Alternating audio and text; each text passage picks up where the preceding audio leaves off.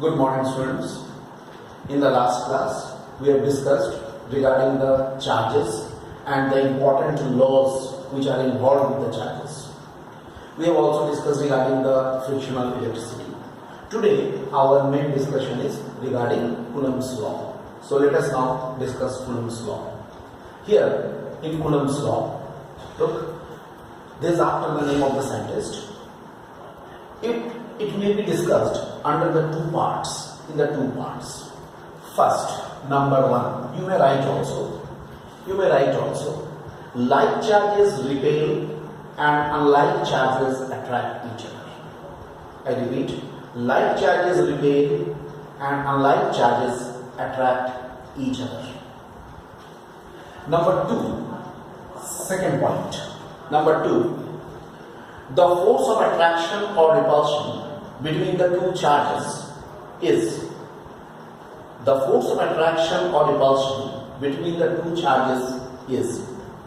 directly proportional to the product of their magnitudes,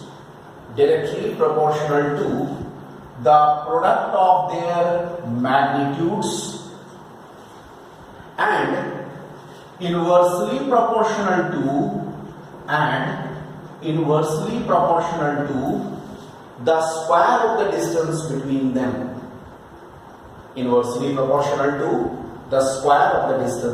between them. It can be very easily understood with the help of this diagram. See, this diagram, Q1 and Q2 are the two charges, and the distance of separation between them is R. This is the distance of separation between them. According to this Coulomb's law, what we have? Mathematically, we can say F is directly proportional to Q1 Q2 divided by R square. Or mathematically we can write it like this, and we all know that if the proportionality sign will be removed, there should be an equal to sign here. If you put the equal to sign, there should be a constant of proportionality. Means F should be equal to 1 by 4 pi, epsilon naught Q1 Q2 by R square. Once more you see, F is equal to 1 by 4 pi, it's a new symbol, epsilon naught, naught is 0, it's a constant quantity, Q1 into Q2 divided by R square. Let us now discuss regarding this epsilon naught. This symbol, this is actually pronounced as epsilon, and this 0, that is called naught. What is the meaning of epsilon naught? Epsilon naught is a physical quantity. Epsilon naught is a physical quantity, and it is known as, it is called absolute permittivity of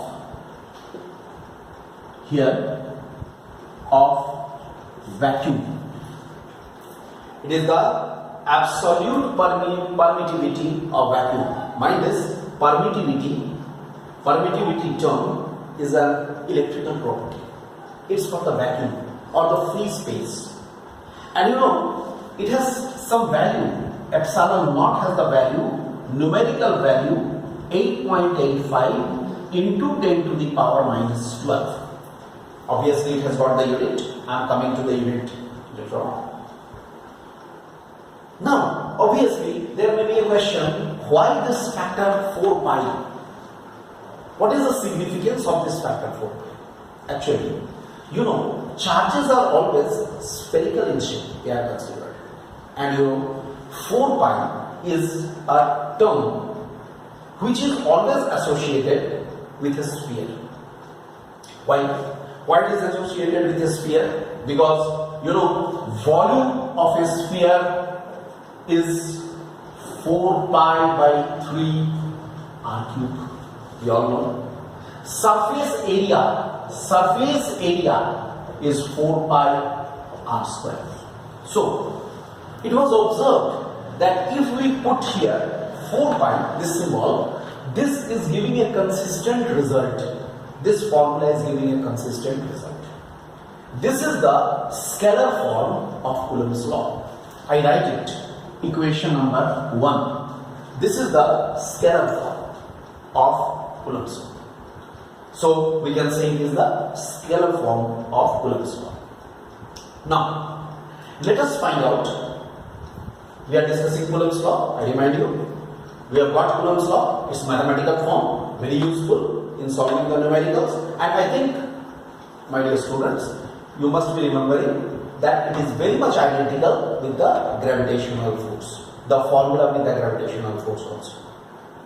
Which is, in case of the gravitational force, there F is equal to, F is equal to G into M1, M2 by R square. Very much identical with this formula. Now, if we want to find out the unit of epsilon naught, let us now find out the unit of epsilon naught. I am finding out the unit of epsilon naught. So let us find out unit of epsilon naught. Unit of epsilon naught. How to find out? For this purpose, what do we do? From equation 1, we can write epsilon naught equal to 1 by 4 pi f q1 q2 by r square. That means unit of epsilon naught should be here 1 by Newton Coulomb square meter square. This is the, I write here, it is the SI unit. That means it should be equal to Newton inverse Coulomb square per meter square. We got the unit for epsilon naught. So finally, what we can write? We can finally write here. We can finally write this is epsilon naught is equal to 8.85 into 10 to the power minus 12. If I want to write its unit, Newton inverse Coulomb square per meter square. I hope it's clear. Now, one more thing here. We can say in this, we can say if epsilon naught has this unit, 1 by 4 pi epsilon naught, its numerical value is 9 into 10 to the power 9, and on the basis of this very easily we can write Newton meter square per Coulomb square. This should be the unit of 1 by 4 pi epsilon naught. Very useful. This numerical value in your examination, it may be given, it may not be given. It may be given, it may not be given.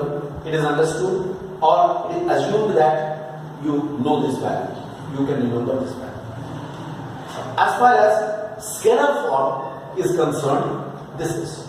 Now, the formula which we have discussed till now, that was mainly when the two charges which we have just now shown, they are placed in vacuum or in the free space. But suppose if these two charges here are placed and the space between them is filled up with a material medium. So you can write, if in place of the vacuum or free space there is a material medium between the two charges, in that case, if the space between, I am repeating, if the space between the two charges is here filled up with a material medium, in that case, the same force, Coulomb's force, is also called Coulomb's force, is also called electrostatic force or Coulomb's force, that is given by F dash is equal to 1 by 4 pi epsilon naught, one extra term, epsilon r, into Q1 Q2 by r square. We can write like this. F dash is equal to 1 by 4 pi epsilon naught into epsilon r, Q1 Q2 by r square. We can write it like this. Alright. This is equation number 2. Where what is epsilon r? It is It is called relative permittivity of medium. It is called relative permittivity of the medium which is used. And very clear from this discussion, it is very clear on dividing equation 1 by equation 2, you can write dividing equation 1, dividing equation 1 by 2, we can say this f by f dash is equal to epsilon r. Look, we are getting f by f dash is equal to epsilon r. Understood? So from here we can very easily define epsilon r, that is the relative permittivity. Relative permittivity can be very easily defined by this formula. Alright? So, lastly, here to define epsilon r, that is relative permittivity, we can say, you can write the relative permittivity of a medium. The relative permittivity of a medium is defined as the relative permittivity of a medium is defined as the ratio of the electrostatic force, may be defined as the ratio of the electrostatic force acting between the two charges placed in vacuum to that means the force, to that acting between the same two charges in a material medium if the charges are kept at a particular distance of separation. If the charges are kept at a particular distance of separation. So this is regarding this is regarding the Coulomb's law and its scalar form complete. In our next lecture, we shall discuss the vectorial form of Coulomb's law. Okay, thank you.